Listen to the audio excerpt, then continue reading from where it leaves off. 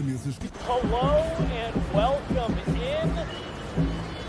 Please do not leave your luggage unattended on the station.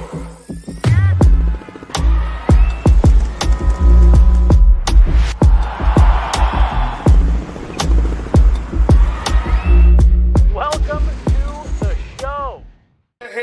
We're the Harrises. We got current NFL player Shelby Harris, as well as legendary and perennial Pro Bowler, Super Bowl champion Chris Harris Jr., and myself, Ryan Harris. Well, boys, week 4 gave us enough to talk about. Let's start on first down.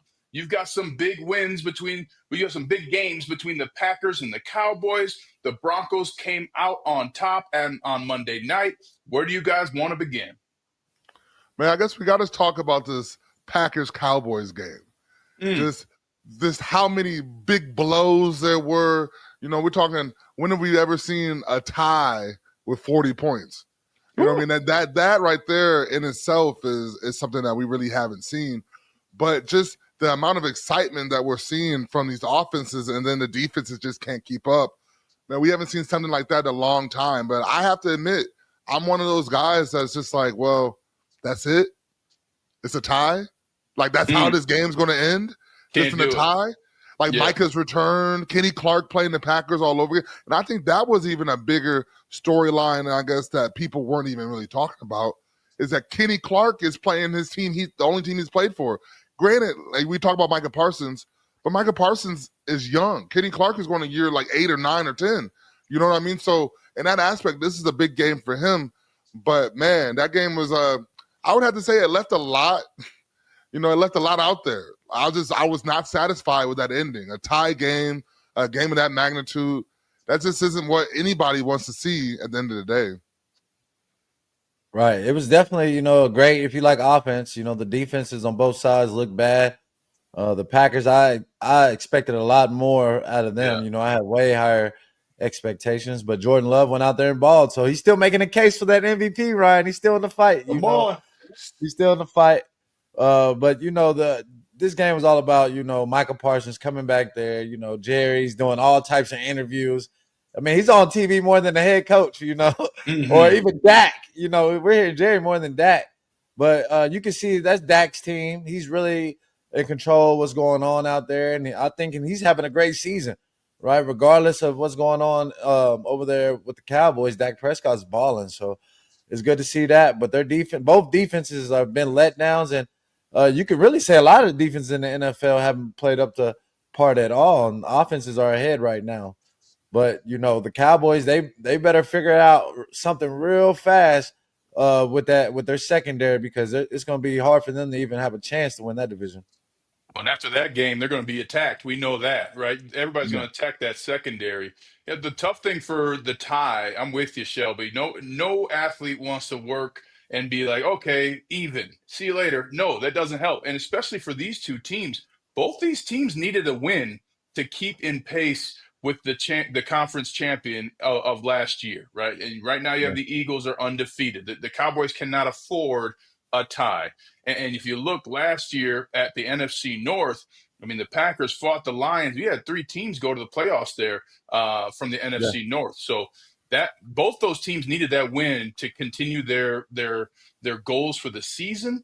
But it's also something where you got to look at yourself and say, we didn't get it done in regular time. Yes, we fought in overtime. Yes, we tied it up. But even the players on the field, like the most quiet game ending on a Sunday night football ever. Everybody's kind of like, what? We're not playing anymore?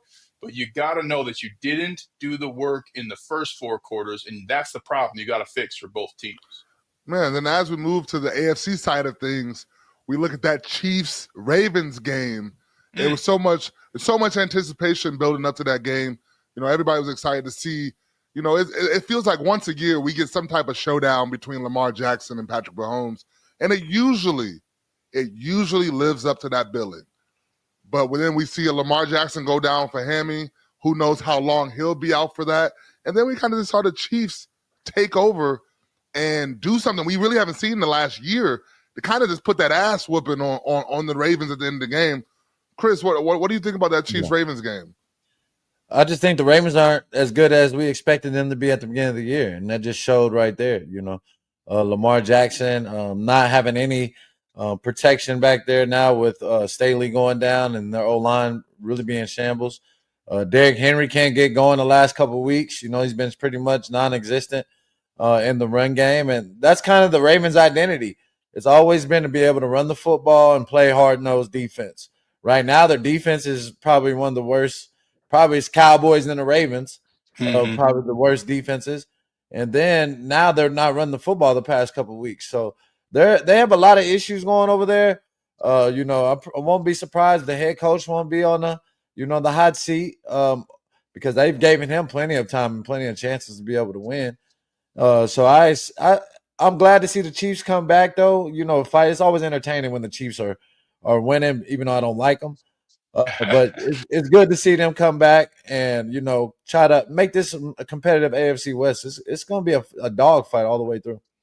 It will be. And hey, hats off to the Chiefs. Hats off to the Chiefs for getting a big win when they needed it. And hello, Xavier Worthy really helps out that offense. No surprise there. So the Chiefs are back to their ways. Now, with the Ravens, there's three things. Number one, the maturity level still has not risen to where it needs to be to win a championship. Number two, that hamstring injury to Lamar Jackson will affect him the rest of the year, will affect how much he runs when he is back in the game, because quarterbacks always come back before they should because of that position. They don't have to do much, but it's going to force everybody else to do more. And that's the positive here, is if you're the Ravens, I'm John Harbaugh, I'm coming in saying, hey, guys, Lamar's down. We don't know how long. Great opportunity for each of us to raise our level of play, specifically defensively, as you mentioned, Chris, because they just don't have it right now. That does not look like a Harbaugh defense. They look confused. They're not aggressive on the ball. Those things have to change if they want to be successful. And ultimately, these next few weeks for the Ravens are going to be more important to their championship aspirations this season than anything else that they are going to do. And it starts with everybody on that roster performing better. If I'm the Baltimore Ravens, I'm worried right now because you just don't have one problem. You have multiple problems that compounding are going to end up ruining your season. Mm-hmm. Lamar Jackson with his hamstring, that's a huge deal because we all know, even though Lamar's proven that he's become one of the better pocket passers in the league, he's been able to put the ball where it needs to go. But we all know that X factor that comes to Lamar is his legs. Mm-hmm. So for him to lose that whole ability right there, that's scary. But then also on top of that, this Ravens defense is beat up. They are beat up. They have guys on IR. And right now, if I'm John Harbaugh, I don't know necessarily what's worse, even though I know a lot of people are going to rush and say Lamar Jackson hurting his hamstring is worse. But I don't necessarily think so. I think the way that defense is playing and the way that defense is banged up right now is the worst possible thing that you can have going, because at least on offense, you have Derrick Henry. Right. You have Zay Flowers. You have these guys where you at least can put somebody in there and feed the ball to your playmakers. On defense, you kind of shit out of luck. And it's a struggle out there right now for that Ravens defense. So we'll see, how they perform later in the season. But right now, they're struggling. That's kind of like the bigger picture of the NFL as we move into second down. The injury bug is hitting these teams hard. All over the league. We saw Malik Neighbors go down. We saw Lamar Jackson go down with Miami. Man, Ryan, talk to me, man. What's going on, man? Like, is this something new? Because I feel like we have this conversation every year about the injury bug. So what's going on, Ryan? Tell me what you think. Well, the first thing, that MetLife Stadium field has to be changed. If you're the NFLPA, you have got to get that field changed. I think there's been 17 injuries or something like that on that field. That can't happen. That's abnormally high than other stadiums and other fields. Now, also, and that's just star players. That's just star players, and that's the star players, right? So now, if you're Jackson Dart and the Giants, you don't really know what it looks like without Malik Neighbors. You don't know what a defense looks like without Malik Neighbors in a key situation. So there's going to be some issues there. The bigger problem for me, though, the Chargers losing Joe Alt. That's now multiple linemen they've lost in 2 weeks. You guys know, if that line isn't right, it's going to be hard to win. And so getting some new guys in there, getting them aware of the play and conditioned to play for 4 quarters, that's going to be a big challenge for the Chargers. So those are the 2 big injuries that pop out to me. Yeah, I'm going to have to go with, like you said, Joe Alt. That was huge. Chargers losing Rashawn Slater and Alt as they have a lead in the division, and then go down there and blow that game versus the Giants. They just opened the door up for everybody to be able to come back.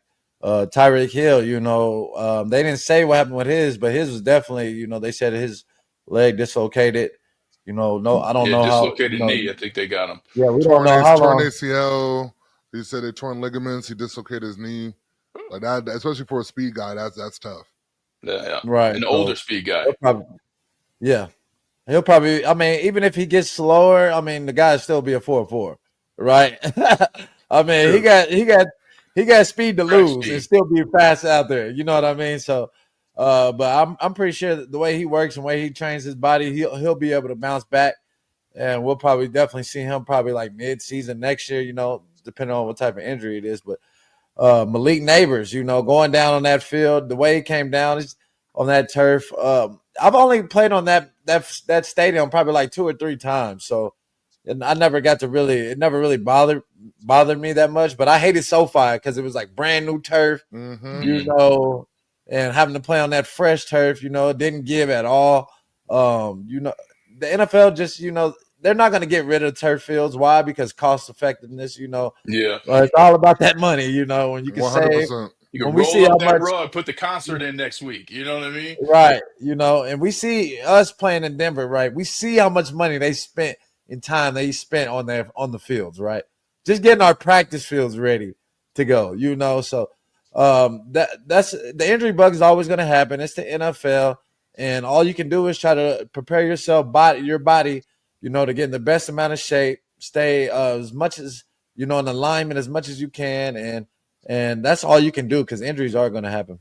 I think the Malik Neighbors one, I guess, is the one that leaves me the most pissed off because I was so excited to see the Dart Neighbors connection and just kind of see the chemistry that they would be able to kind of work on together. Now we have to wait a whole nother year plus. A year plus. We all know those ACLs can be a year plus.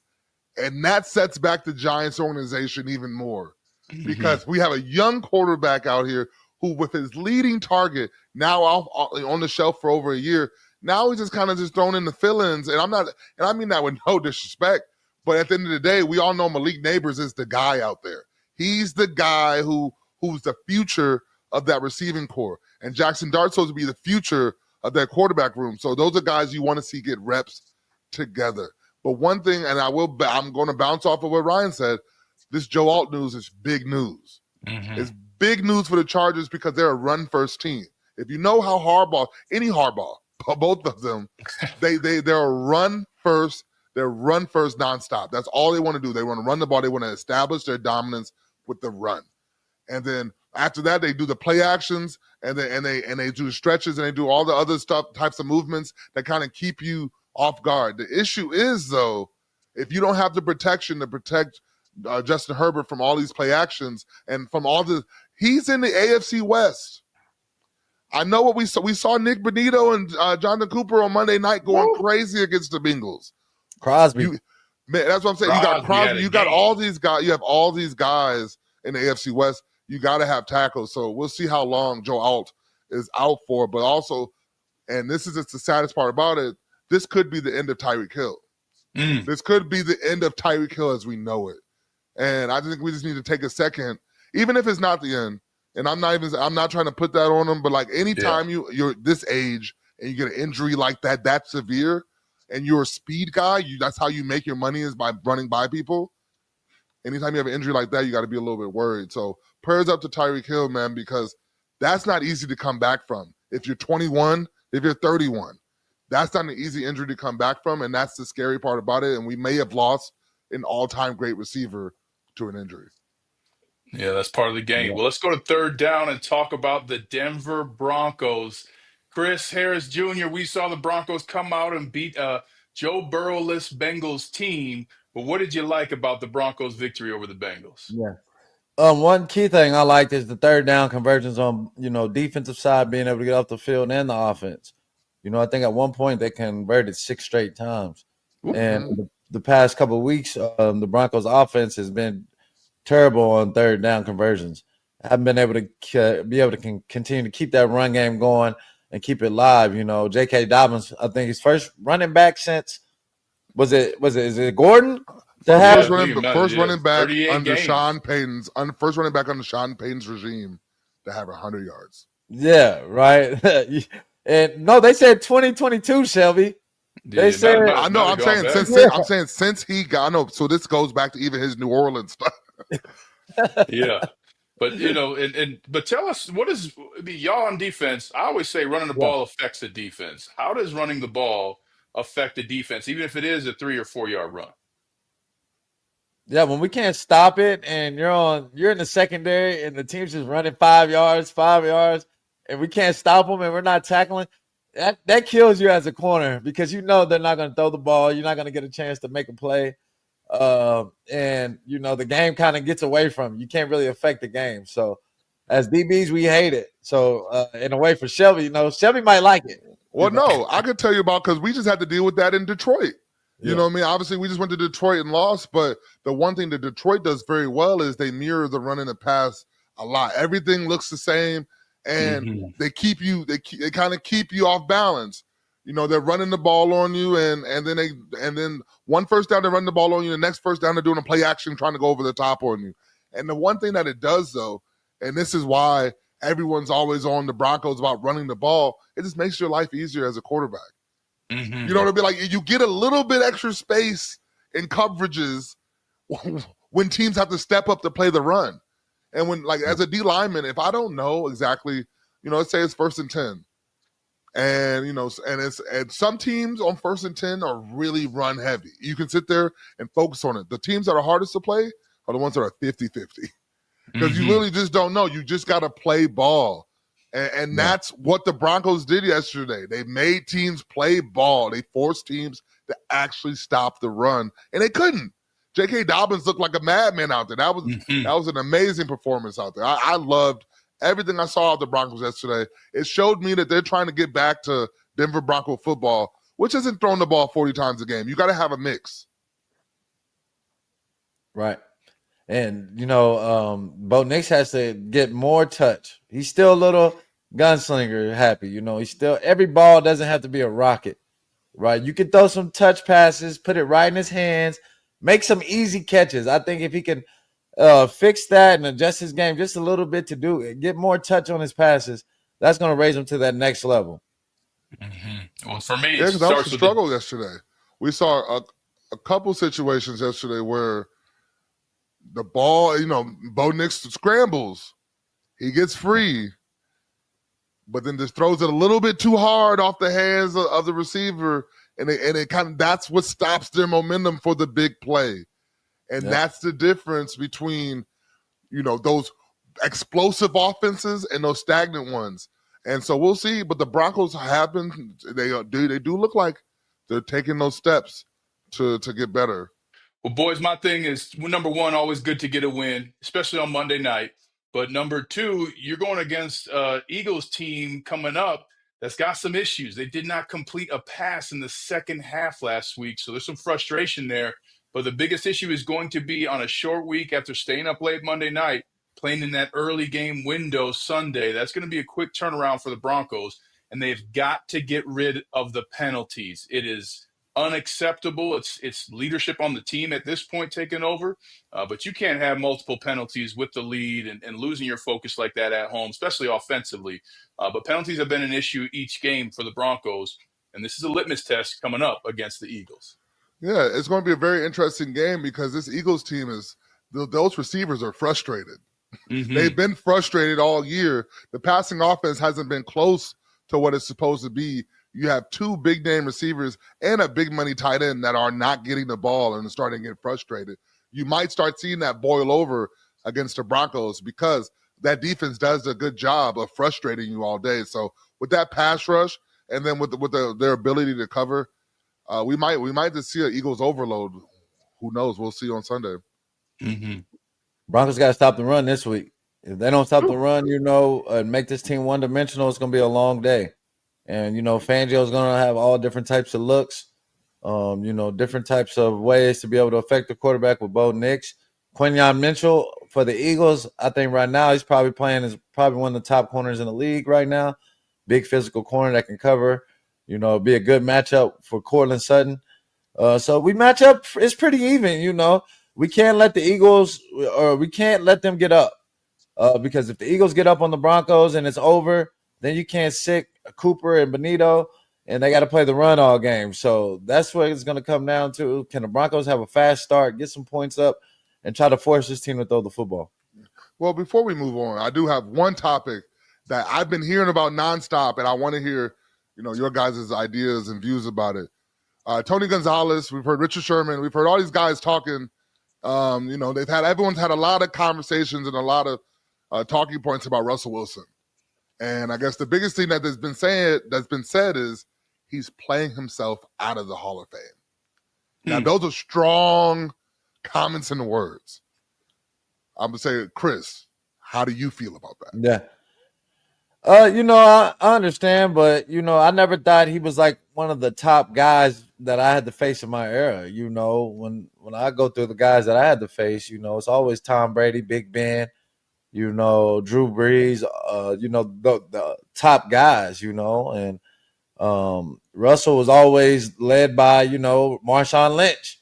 When I played them, I feared having to deal with Lynch over Russell, or Percy Harvin, right? Oh. Having to deal with him, or and their defense was phenomenal. But to say that, Sherman, I think Sherman took just a little bit far by saying that they won it just because of the Legion of Boom, right? Because they did have an offense now. They did. Yeah. Right, they had an offense. They had guys that can catch the ball. They still put up points, right? It wasn't just straight defense with the Legion of Boom. So that's the only thing I would say with Sherm on this comment I would take away. But, the Hall of Fame part, that's a shaky topic because, of course, everybody in the NFL wants to make it to the Hall of Fame. But, with Russ, I never thought I could never put him up in the top 5 guys I faced, at quarterback position in my career. I think he's a Hall of Famer. One, how do you play your way out of the Hall of Fame? Either you have Hall of Fame numbers or you don't. He's one of the few quarterbacks who won a Super Bowl. Philip Rivers can't say that, right? And he's got the passing yards to prove it. Now, I do think that there's a little bit of there's something else here. People either don't like his demeanor, they don't like, that he's done things the way he's done things, but he's won almost everywhere he went until the end. I mean, you can say that about a lot of quarterbacks. Did Tom Brady play himself out of the Hall of Fame because of his last year at Tampa Bay? No. So I just don't understand the inconsistency of saying, hey, Philip Rivers is a Hall of Famer without a ring, and here's a guy with a ring who has the yards for a Hall of Famer, but he played the last 2 games. We didn't think he was a Hall of Famer. Well, he got paid by 2 teams over 40 mil. So, I mean, yeah, you're going to play, right? You're going to play when you're double dipping like that. So it's something where I just don't see the consistency. To me, Russ is a Hall of Famer. But I get that people don't like the way he does business in the end of his career. And I'm sure no one likes that less than him. Yeah, I just think that, you talk about a Hall of Famer, you talk about this, and I believe Russell Wilson is a Hall of Famer. He won the championship, and granted, you could talk about all these other quarterbacks that have won championships based off their defense, but that run that he had in Seattle, no matter who you want to give credit to, Russell Wilson was a part of that. And if you believe Marshawn Lynch is a Hall of Famer, then on top of that, you have to believe that Russell Wilson is too, because they're 1-1. They both helped each other get to the promised land. I think a lot of this vitriol against Russell Wilson is based off of who people perceive him as, his character of being ingenuine and being this guy that this narrative in the media has kind of gotten out of control. But let's talk about the football player. The football player's won games. The football player changed the franchise in Seattle that was struggling before he got there. You know what I mean? Like, they had Matt Flynn starting. He went stole the job from Matt Flynn when he got there. Literally, like, that's the guy who changed Seattle's whole idea of who the 12s are and who the Seahawks are, is because of Russell Wilson and that Legion of Boom. And so let's not forget. It's so easy to forget about the past because it's a couple years ago, but Russell Wilson, for a small amount of time, was that guy. And he was helping lead the way. So let's just not forget about that. And he is, in my eyes, a Hall of Famer. I'm not saying he's a first ballot guy, but I do believe that he should get there eventually.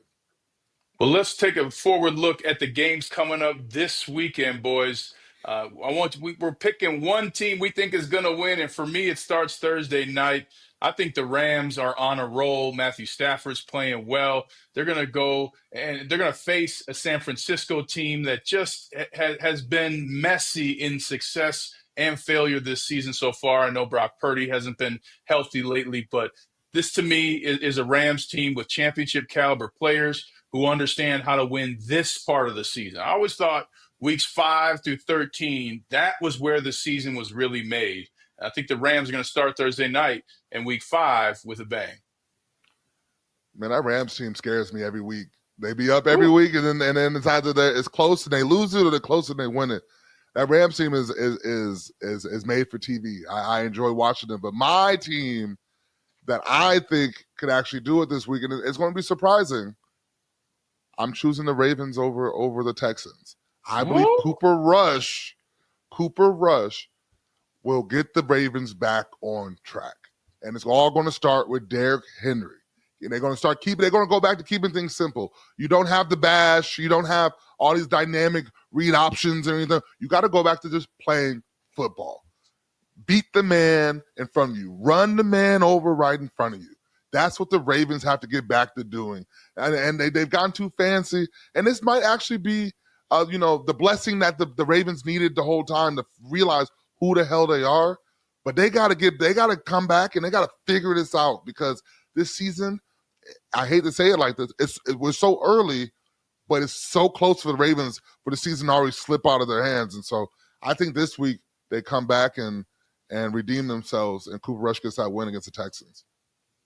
Right, I got Seattle over the Bucks. Right, I like the way Seattle's defense is playing. I like the way Sam Darnold is playing. Their Coach McDonald, he's down there coaching his butt off. So I'm gonna ride with them on the upset. Also, I'm gonna have another upset. I got the Jets beating the Cowboys this week. Justin Fields getting his first win. AG getting his Aaron Glenn, Coach Glenn getting his first win. Mm-hmm. All they got to do is stop beating themselves. Stop fumbling the ball. Just take care of the ball, and the Jets, you can get your first win. Hey, isn't that crazy how that sounds so much easier than what it really is? We talk about this all the time. Don't beat yourself. And every week we come out, hey, they beat themselves. It happens every week. Yeah. Some teams just have that loser mentality. You got to break that. Yeah, you got to make one more play. And it always comes down to one play. I was on that Texans team that lost 14 games in a row, right? And so when you lose I was on that Texans team that lost 14 games in a row, and you lose them because you missed one or two keys in a play, and that ends up being the difference in the game. Hey, but before we get out of here, I got to say one thing. Cincinnati Bengals, what the hell are you doing? Like, what in the hell is going on with the Cincinnati Bengals? Like, how is that the team in the offense you sent out there on Monday night? You sent them boys out there on Monday night, and they look like that? You had more penalties than first downs. Like that right there, like, man, hey, all I know is this. If that happens again, you might have a new coach for the Cincinnati Bengals, because that was an embarrassing display of football on a national stage. It's not like you only had 2 days to get ready for that game. Like, everybody had the same amount of time to get ready for your game. Jake Browning was going to be the quarterback. He was the quarterback last week. Mm-hmm. So for them to go into that game and be that unprepared and to look that terrible, the only good drive was the first drive of the game. After that, it was downhill. So boo the Cincinnati Bengals. They called 11 runs on the road with a backup quarterback. That doesn't make any sense. And that's why, to your point, I mean, you might have a new coach there in Cincinnati, because even with the scenario, you have got to play the game. And that starts by running the football, especially on the road. I'm with you. If you're in that Bengals locker room, you're devastated right now, and you don't know who the answer is, but you need some answers quick. And they're only 2-2. Think about it. What's the Broncos record? 2-2. They right there. They got 2 wins, right? They got 2. So they're like, okay, we expected kind of to lose this game. And their offense, I think, only did like 40 plays. So what's the lowest amount of plays you ever done in a game, Ryan? I'm pretty sure at the 40, you're pretty fresh. Hey, right? 40, that's you're feeling nothing good. At 40, you didn't get started,